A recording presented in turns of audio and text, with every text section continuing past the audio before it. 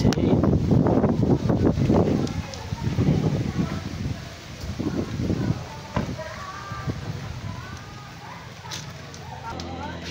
So yan, ito yung loob ng palpitate.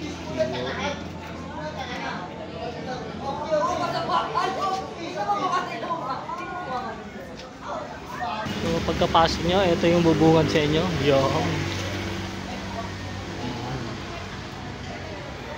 so ayan, meron pala dyan.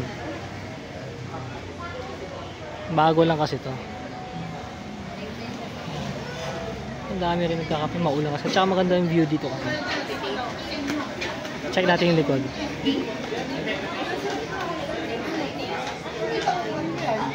Ang daming tao ngayon. So may overnight sila, so meron pala dito sa likod. Ayun, hanggang baba pala to.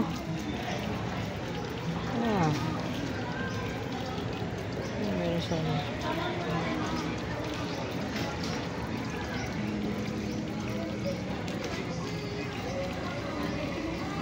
So yan yung view ng palpitate.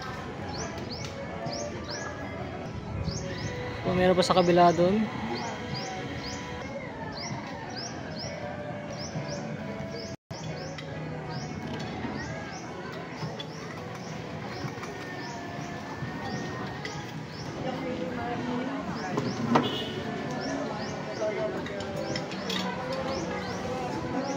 Okay,